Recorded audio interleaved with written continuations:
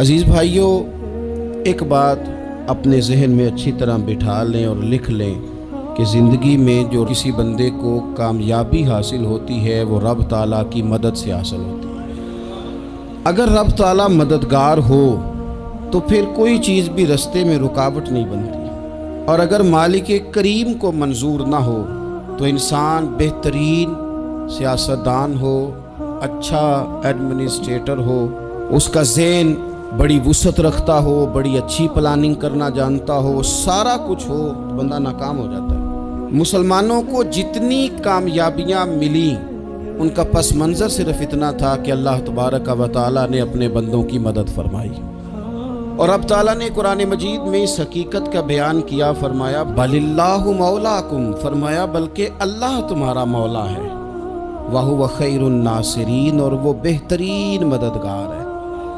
وہ جو رب تمہارا مولا ہے وہ بہترین مددگار ہے، اور اگر وہ مدد کرے تمہاری، سورہ آل عمران میں آگے جا کے ارشاد فرمایا اگر اللہ مدد کرے تو پھر تم پر کوئی غالب نہیں آ سکتا، اور اگر وہ تمہاری مدد چھوڑ دے تو پھر کوئی تمہاری مدد کر سکتا، کوئی مدد نہیں کر سکتا۔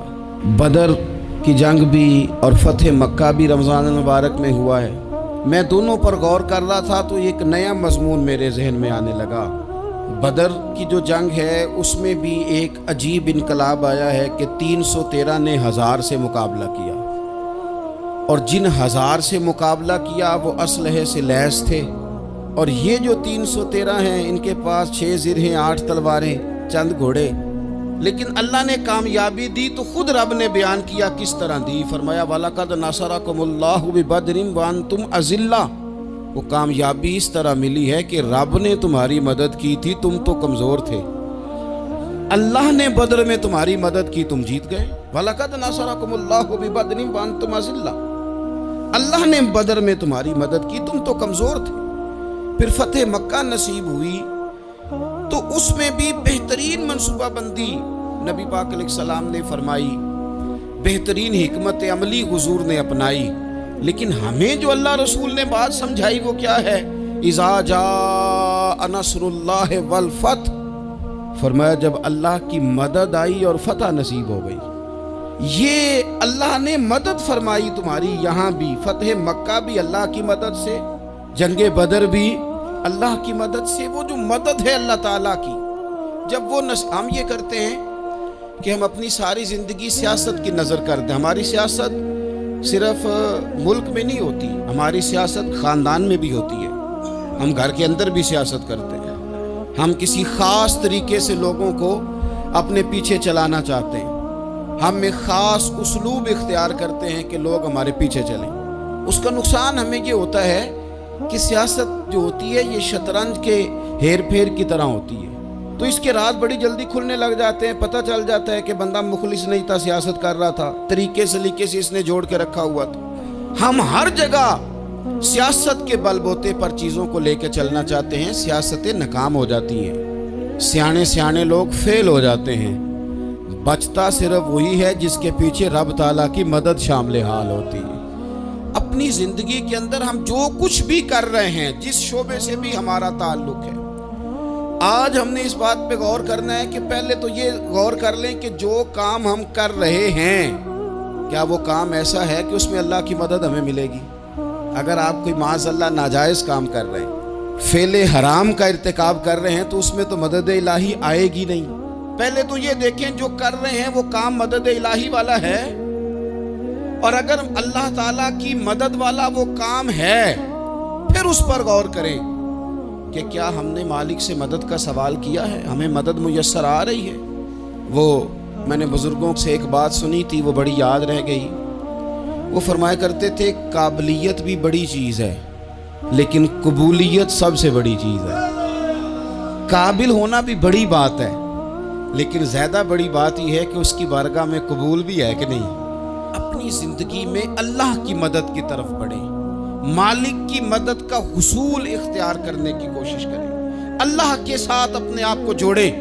اگر اللہ کی مدد نصیب ہو، یہ جو ہم جتنا ڈرتے رہتے ہیں، سہمے رہتے ہیں، پریشان رہتے ہیں کوئی کیا کر دے گا، ہمارے ہاں نا ہر شعبے میں معاذ اللہ ایک مافیا ہے، الا ماشاء اللہ۔ وہ مافیا کہتا ہے میرے ساتھ ملو گے تو میں چلنے دوں گا، ورنہ میں نہیں چلنے دوں گا، مارکیٹ میں آ ہی نہیں سکتا فلانا بندہ، چونکہ یہاں ہمارا قبضہ ہے۔ اور میرے بھائی پھر بہت سارے لوگ جن کی نیتیں اور ارادے بڑے اچھے ہوتے ہیں شروع میں، وہ بھی اس مافیا کا شکار ہو جاتے ہیں اور ان کے رنگ میں رنگ جاتے ہیں۔ یاد رکھنا، کسی شخص کی بلیک میلنگ کا کبھی شکار نہ ہونا، کبھی کسی کی میٹھی اور مسجع مکفہ باتوں کا شکار نہ ہونا۔ کوئی کیا کر سکتا ہے اگر اللہ مددگار ہو تو؟ جس کو رب کریم اٹھانا چاہے اسے کوئی گرا سکتا ہے؟ ہم یہ ڈرے ڈرے سہمے سہمے پریشان فیصلہ کرنے کی طاقت نہیں، مجھے چلنا چاہیے کہ نہیں، اٹھنا چاہیے کہ نہیں، کرنا چاہیے، اٹھ باندھ کمر کیوں ڈرتا ہے؟ پھر دیکھ خدا کیا کرتا ہے۔ حضرت عبداللہ ابن عباس فرماتے ہیں میرے نبی پاک علیہ السلام نے میری تربیت فرمائی، حضور نے میری تربیت فرمائی، اور محبوب پاک علیہ السلام نے فرمایا عبداللہ یاد رکھنا، یہ نوجوان دوست میری بات لکھ لیں، پریشان لوگ میری بات لکھ لیں، جن کے پاس قوت فیصلہ نہیں وہ اس بات کو لکھ لیں۔ حضرت عبداللہ ابن عباس فرماتے ہیں میرے نبی پاک علیہ السلام نے مجھ سے فرمایا تھا عبداللہ سن، اگر ساری دنیا مل کے تیرا کوئی نفع کرنا چاہے کر نہیں سکتی جب تک میرے رب کی رضا نہ ہو، اور فرمایا ساری دنیا مل کے تیرا کچھ بگاڑنا چاہے تو عبداللہ بگاڑ نہیں سکتی جب تک رب کریم کی حکمت کا تقاضا نہ ہو۔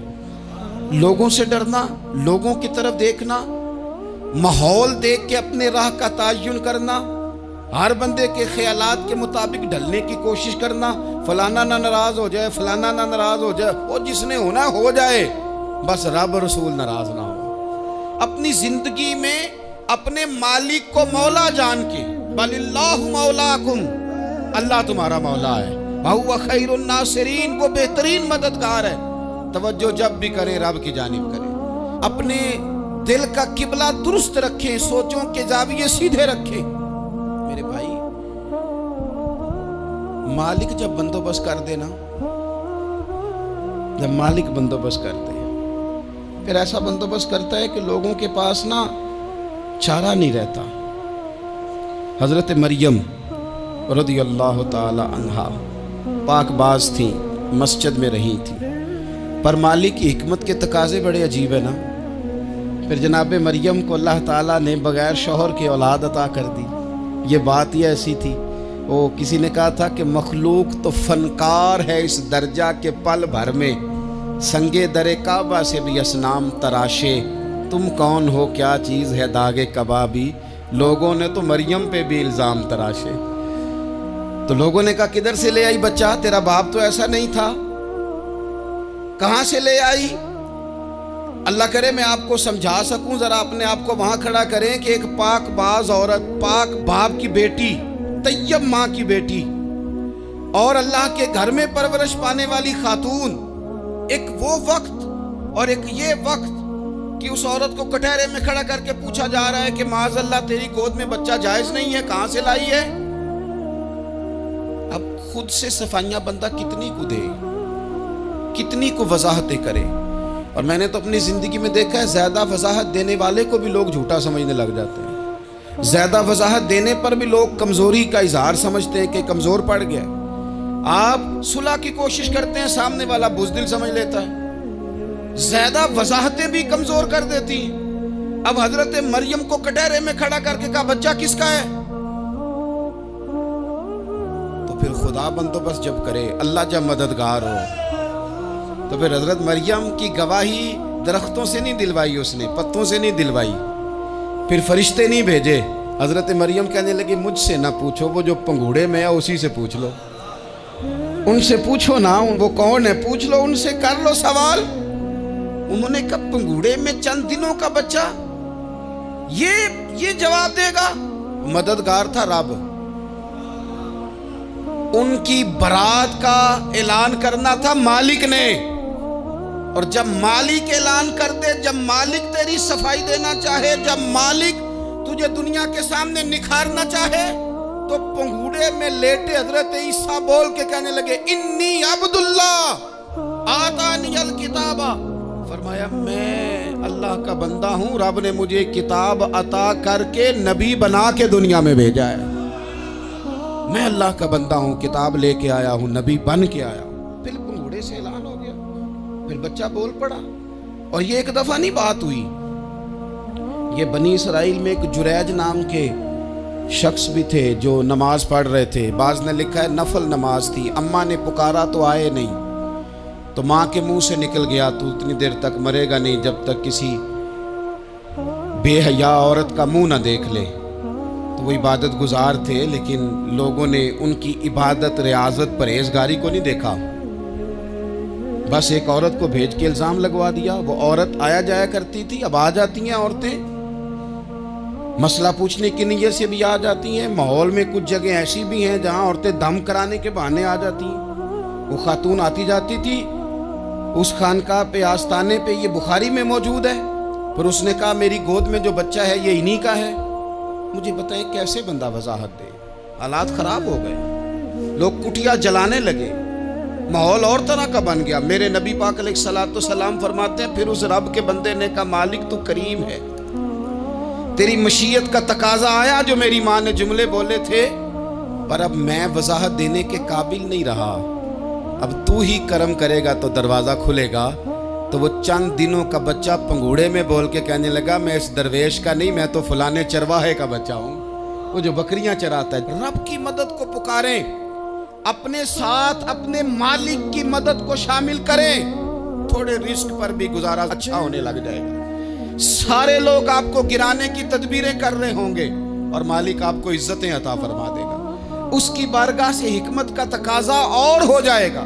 ہم نے ساری زندگی لوگوں کو راضی کرنے میں گزار دی, ساری زندگی بڑھاپا آ گیا بچوں کو پالتے, اور بچوں نے آخری عمر میں کہہ دیا ابا اگر کوئی ڈھب کا کام کر لیتے تو آج ہمارے دن بھی پھر نہ جاتے.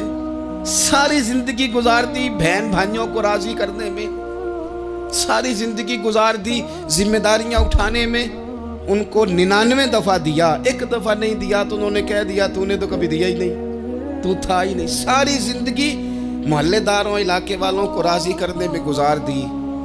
اور میں نے ایسے لوگ بھی دیکھے دین کے لیے وقت گزارا, لیکن جب بڑھاپے میں دانت کام نہ کرتے تھے تو وقت کے مفتیوں کو بھی مسجدوں کی کمیٹیوں نے کہہ دیا اب آپ کی سمجھ نہیں آتی, ہم نے خطیب کو یور رکھنا ہے, نہ دیکھو دنیا کی طرف, دنیا رلا دیتی ہے, نہ راضی کرو بندوں کو, بندے تھکا دیتے ہیں, نہ پیچھے بھاگو ہر وقت دنیا داروں کے, یہ انسان کو کمزور کر دیتے ہیں. وہ تو کریم ہی بڑا ہے, 2 آنسو زمین پر بعد میں گرتے ہیں, بندے کے گناہ سارے پہلے معاف فرما دیتا ہے. اللہ کی مدد کا حصول, اپنے مالک کی مدد کی طرف بڑھنا. آپ کو بدر کی جنگ بھی یہی درس دے گی, آپ کو احد کا میدان بھی یہی سبق دے گا, فتح مکہ بھی یہی سبق دے گا. میرے دوستو, جب رب مدد فرمائے, جب اللہ مددگار بنے. دوستوں سے ایک بات اکثر کرتا ہوں, میں کہتا ہوں کہ جتنے درد سے آپ امیر کو اپنی کہانی سناتے ہیں نا, اور جس طرح آپ کے آنسو بات کرنے سے پہلے گر جاتے ہیں کہ غریب ہیں, بچیاں ہیں, کاروبار نہیں, او میرے سنگیو, اس سے آدھے آنسو اپنے رب کی بارگاہ میں بکھیرو, اس کے حضور عرض گزار ہو جاؤ, اس سے طلب کرو. ایک وقت انسان پر زندگی میں ایسا آتا ہے کہ اسے یوں محسوس ہوتا ہے کہ میرا سایہ بھی ذرا سا پیچھے ہٹ گیا ہے. اسے یوں لگتا ہے کہ میں کسی سہارے پہ ہاتھ ڈالتا ہوں تو وہ بھاگ جاتا ہے مجھ سے. لیکن مالک کی بارگاہ ایسی عظیم بارگاہ ہے, رب رسول کے آستانے اتنے بڑے ہیں کہ آپ جب وہاں کشکول طلب دراز کرتے ہیں تو جھولی پھیلانے میں دیر لگتی ہے, ان کو بھرنے میں تو کوئی دیر نہیں لگتی. ہم نے اپنا سوچ کا قبلہ ہی دنیا کو بنا لیا ہے. یہ جو اللہ والوں کی مدد ہے یہ تو ہے نہیں, اللہ ہی کی مدد ہے. لیکن یہ جو سیٹھوں کی طرف توجہ کرنا, نوابوں کی طرف توجہ کرنا, دنیا داروں کی طرف توجہ کرنا, اور اپنا مزاج اس طرح کا بنا لینا, یارو گردن کو جھکا دیتا ہے خیرات کا پتھر, جہاں میں مانگنے والوں کے سر کبھی اونچے نہیں ہوتے. اور اقبال کہتے ہیں غیرت ہے بڑی چیز جہان تگ و دو میں, پہناتی ہے یہ فقر کو تاج سردارا. میں عرض کروں گا کہ اپنی آپ جب توجہ کا قبلہ اللہ رسول کو بنائیں گے تو رب فرماتے ہیں وَيَرْزُقْهُ مِنْ حَيْثُ لَا يَحْتَسِبُ, میں نہ تجھے وہاں سے رزق دوں گا جہاں سے کبھی تیرا گمان بھی نہیں کیا ہوگا، یہاں سے بھی مل سکتا ہے، تو نے سوچا بھی نہیں ہوگا۔ بخاری شریف میں حدیث ہے، حضرت جابر ابن عبداللہ فرماتے ہیں نبی پاک صلی اللہ علیہ وسلم نے نا 300 لوگوں کا ایک لشکر روانہ کیا کسی مہم کے لیے، کسی جہاد کے لیے۔ حضرت ابو عبیدہ بن جراح رضی اللہ تعالیٰ عنہ امیر لشکر تھے۔ فرماتے ہیں غربت اتنی زیادہ تھی، بھوک اتنی زیادہ تھی کہ ایک ایک کھجور دن میں ایک وقت کھانے کو ملتی تھی، اور کچھ دن ایسے آئے کہ اب کھجور بھی نہیں مل رہی۔ فرماتے ہیں اتنی زیادہ بھوک لگی مجاہدین کو، 300 بندہ پتے کھا کے گزارا ہونے لگے۔ یہ بخاری میں موجود ہے۔ آپ فرماتے ہیں کہ دریا کے کنارے ہمارا پڑاؤ تھا، ٹھہراؤ تھا۔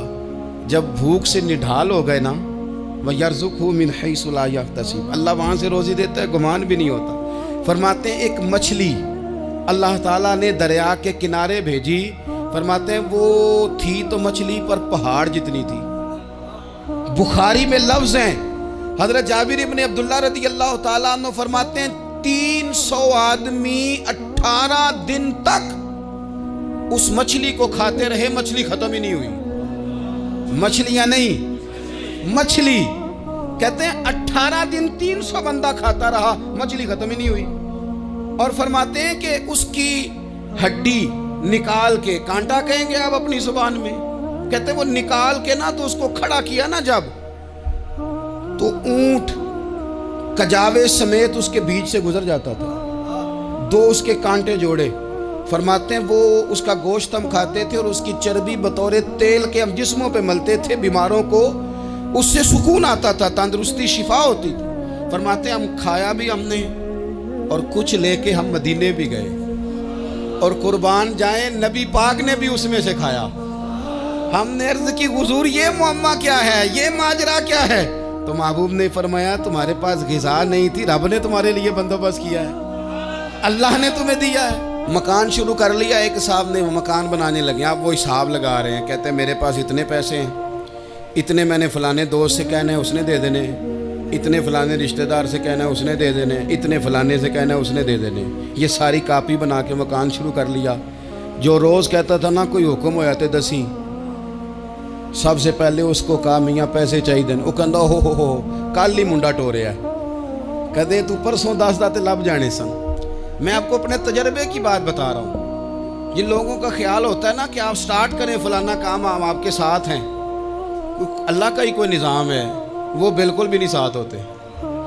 لیکن ایسا نہیں ہے کہ کوئی ساتھ نہیں ہوتا، اللہ تعالیٰ بڑے اسباب پیدا کرتا ہے، وہاں سے دیتا ہے جہاں سے گمان بھی۔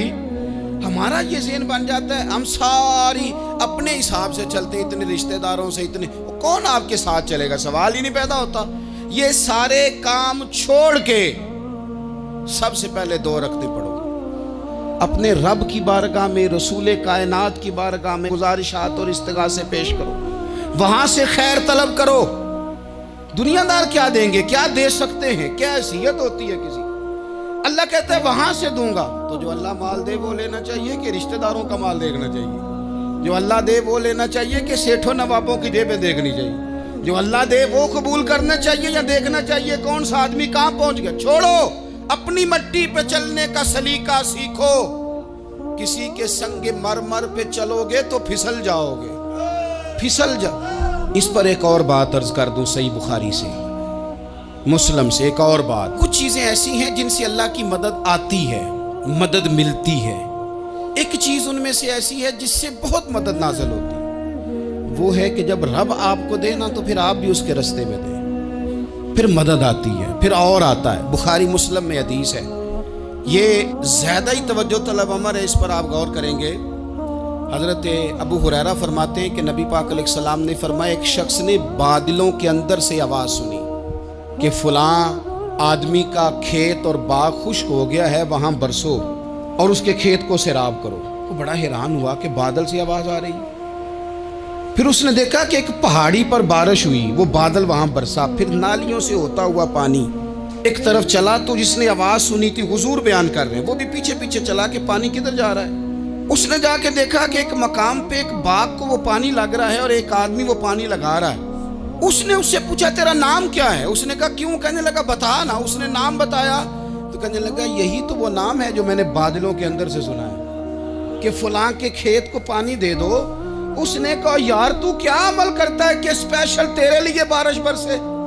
یہ بخاری پڑھ رہا ہوں، سیاستہ سے حدیث عرض کر رہا ہوں۔ اس سے پوچھا تو کیا کام کرتا ہے کہ جناب اللہ تبارک و تعالیٰ کا حکم کرم آیا کہ خاص تیرے لیے پانی برسے اور تیرے کھیت کو سیراب کرے؟ تو اس نے کہا چھوٹا ذمہ دار ہوں، پر جب فصل اگتی ہے تو 3 حصے کرتا ہوں، ایک حصہ اپنے بال بچوں پہ، بہن بھائیوں پہ خرچ کرتا ہوں، ایک حصہ پورا، اور ایک حصہ دوبارہ کاشتکاری پہ لگاتا ہوں، اور تیسرا حصہ خالص میں نے مسکینوں، یتیموں اور غریبوں کے لیے رکھا ہوا۔ وہ جو تیسرا حصہ، اللہ کرے آپ سمجھے، وہ رب کے بندوں پہ تیسرا حصہ خرچ کرتا ہے نا، تو کریم مالک نے فرمایا جہاں سے غریب کا حصہ جاتا ہے وہ کھیت خشک نہیں رہنا چاہیے، وہ جہاں سے مسکین روٹی کھاتے ہیں وہ خشک نہ رہے، جہاں سے یتیموں کو کچھ آتا ہے کہیں اس کی فصل رہ نہ جائے۔ میں اور آپ بھی اگر اپنے مال میں مسکینوں، یتیموں، غریبوں کے حصے رکھ لیں گے تو فصلیں خشک نہیں رہیں گی، ان کے اندر تازگی آئے گی، نور آئے گا، کرم آئے گا، خاص کر خدا کی رحمت برسے گی۔ مدد اللہ سے چاہیں، اپنی توجہات کا مرکز رب رسول کی ذات کو بنائیں، پھر آپ محسوس کریں گے کہ بڑی جلدی اللہ تعالیٰ کی مدد آنے لگی ہے۔ کبھی آپ صرف کہہ دیں نا میرا رب میرے ساتھ ہے، اس لفظ میں اتنی طاقت ہے کہ دشمن ویسے زہر ہو جاتا ہے۔ زندگی میں کسی سے بھی لڑائی ہو، اچھی طرح سوچ لیں کہ اللہ اس طرف ہے یا اس طرف ہے۔ اگر آپ زیادتی پہ ہیں تو پھر رب مظلوم کی جانب ہے۔ اگر اللہ کی مدد آپ کے ساتھ ہے تو دنیا کی کوئی طاقت آپ کو گرا نہیں سکتی، اور اگر آپ مظلوم کے مقابلے میں ظالم بن کے آپ کھڑے ہو گئے ہیں اور آپ نے رویہ وہ اختیار کیا ہے کہ جس میں مدد نہیں آئے گی، تو پھر یاد رکھ لیں کہ آپ کوئی بھی ہیں، کہاں بھی ہیں، آپ کمزور ہیں۔ طاقتور تھے ابتدائے اسلام میں، ظاہری طاقت تھی کفار مکہ کے پاس، وہ ڈنڈوں سے مارتے تھے غریبوں کو، ان کے ہاتھوں میں ڈنڈے تھے، پر خدائی طاقت ان مظلوموں کے ساتھ تھی۔ صاحب زرقانی نے لکھا ہے، حضرت زنیرہ رضی اللہ تعالیٰ عنہ ایک لونڈی ہیں، غریب ہیں، ماڑے دا کی کام محمد نس جانا یا رونا، غریب سادی بی بی اور لونڈی کنیزہ، ایک مشرک کی کنیزہ تھی، انہوں نے کلمہ پڑھ لیا، وہ ڈنڈوں سے مارتا، دروں سے مارتا، تکلیف دیتا۔ حضرت زنیرہ رضی اللہ تعالیٰ عنہ کو اتنا مارا، اتنا مارا۔ اب آپ ایک اور پہلو پر بھی غور کریں، مار بھی پڑ رہی ہے پر خدا ادھر ہی ہے، اللہ کی مدد ادھر ہی ہے۔ رب کہتا ہے کہ پہلے تو صبر کرنا، ان اللہ مع الصابرین، تو صبر کرے گا تو پھر رب کی معیت ملے گی، ذرا ٹھہرنا، تو تھوڑا ڈٹنا۔ ان الذین قالوا ربنا اللہ ثم استقاموا تتنزل علیہم الملائکہ، تو کہے اللہ میرا رب ہے، پھر تو پہلے ڈٹ، پہلے تو نے ڈٹنا ہے۔ ثم استقاموا، جو ڈٹ گیا، تتنزل علیہم الملائکہ، ڈٹنے والے کے لیے مدد آتی، پہلے تھوڑا ٹھہرنا پڑتا ہے، پہلے تھوڑا صبر کرنا پڑتا ہے، حوصلہ کرنا پڑتا، اس کے بعد مدد آتی۔ مار پڑ رہی ہے، مارا جا رہا ہے حضرت زنیرہ کو، ان کا مالک جو ہے ظاہری آقا وہ مار رہا ہے، یہ کنیزہ ہے، اتنا مارا، اتنا مارا، ان کی بینائی چلی گئی، نظر آنا بند ہو گیا۔ ابو جہل آیا اور کہنے لگا زنیرہ دیکھا نا ہمارے بت تیری آنکھیں لے گئے، معاذ اللہ، لات و منات ہمارے بتوں نے تجھے اندھا کر دیا۔ اب ایسا نہیں ہے کہ بی بی روتی جا رہی ہے، روتی جا رہی ہے، مایوسی مایوسی، معاذ اللہ، پریشانی، غریبی بڑی ہے، پوچھنے والا کوئی نہیں، یہ باتیں نہیں۔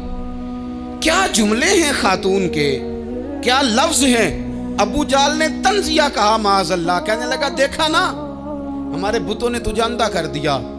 تو جناب زنیرہ آنکھوں کی بینائی گئی ہے، رات کو گئی ہے، دکھ ابھی تازہ ہے، لیکن اللہ پہ جو توکل ہے، اپنے مالک سے جو رشتہ ہے وہ اتنا مضبوط ہے، اتنا طاقتور ہے، اس میں اتنی گہرائی ہے کہ حضرت زنیرہ بول کے نا اتنی قوت سے بولی، اتنی طاقت سے بولی کہ پورے کفر پر لرزہ طاری ہو گیا۔ فرمانے لگی تمہارے بتوں کی کیا اوقات ہے کہ وہ میری بینائی لے جائیں، یہ میری رب کی حکمت کا تقاضا ہے۔ جب تک اس نے چاہا زنیرہ دیکھتی رہی، اور جب اس نے چاہا زنیرہ کی آنکھوں کی بینائی چلی گئی، اور اگر وہ چاہے گا نا تو بینائی واپس بھی کر دے گا۔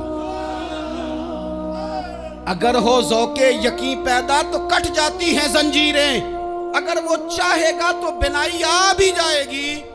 حضرت زنیرہ نے رات کو یہ لفظ کہے، ابو جہل اور سارے کفار ڈر کے سن کے چلے گئے، آپ اطمینان سے آ کے بستر پہ سوئی۔ جب سویرے اٹھی تو اللہ نے آنکھوں کی روشنی واپس کر دی تھی۔ آنکھوں کی اب چھڑی پکڑی ہے، بازاروں میں گھومتی ہے، کہتی ہیں بلاؤ کدھر ہے تمہارے لات و منات، دیکھو میرے رب نے روشنی واپس کر دی۔ آ کر میرے ساتھ ادھر آ، ستمگر ہنر آزمائے، تو تیر آزما ہم جگر آزمائے۔ بیمار لوگوں یاد رکھو، کہہ دیا ڈاکٹر نے کہ تو بڑا بیمار ہے، تو بڑا کمزور ہے، یہ ہو گیا وہ ہو گیا، تو ڈاکٹر اپنے علم کے مطابق بات کر رہا ہے، ہوگا تو وہ جو میرا رب چاہے گا۔ کمزور ہو جانا، پریشان ہو جانا، تکلیف میں آ جانا، پتہ نہیں بات ہو گئی ہے تو جانے کیا ہو جائے گا۔ اپنی زندگی کے اندر اپنے رب سے رشتہ مضبوط کریں، رسول کائنات سے رشتہ مضبوط کریں، اللہ والوں سے رشتہ مضبوط کریں۔ حضرت زنیرہ نے پیغام دیا کہ زندگی میں جو جینا چاہتے ہیں تو وہ رب کا نام لے کے جی سکتے ہیں، جو اپنی زندگی میں خوشیاں دیکھنا چاہتے ہیں تو رسول اللہ کے نام پر خوشیاں دیکھی جا سکتی ہیں۔ توکل کی بنیاد پر بندہ خوشیاں لے سکتا ہے، اور اگر انسان میں توکل نہیں ہے تو پھر وہ اس کالے جادو سے بھی ڈر رہا ہے، وہ نیلے سے بھی ڈر رہا ہے، وہ پیلے سے بھی ڈر رہا ہے، وہ فلانے سے بھی ڈر رہا ہے، وہ میرے خلاف فلانا رشتہ دار سازش کر رہا ہے تو ڈر رہا ہے، فلانا میرے بارے میں یہ کر رہا ہے تو ڈر رہا ہے، وہ پتہ نہیں دنیا ادھر ہو جائے گی تو کیا ہو جائے گا۔ اٹھ باندھ کمر کیوں ڈرتا ہے، پھر دیکھ خدا کیا کرتا ہے۔ آپ اللہ سے مدد کے سوالی بنے۔ ترمذی کی ایک حدیث ہے، میں آپ کو زندگی کا تجربہ بتاتا ہوں کہ جب میں بڑا پریشان ہوتا ہوں تو یہ والی روایت کھول لیتا ہوں، مزہ دیتی ہے۔ میرے نبی پاک علیہ السلام نے فرمایا اپنے دکھ سیٹھوں نوابوں کو نہ کہنا، مالداروں کا نہ کہنا، ورنہ اللہ تمہیں کبھی غنی نہیں کرے گا۔ فرمایا اپنے دکھ اپنے رب کی بارگاہ میں عرض کرنا، جلدی کرے یا دیر سے کرے اللہ تمہیں لوگوں سے بے نیاز کر دے گا، اللہ تمہیں غنی کر دے گا۔ رات کو بیٹھو نا اس کی بارگاہ، اسے دکھڑے سناؤ، چھوٹی چھوٹی باتیں۔ حضور نے فرمایا نمک بھی مانگو تو رب سے مانگو۔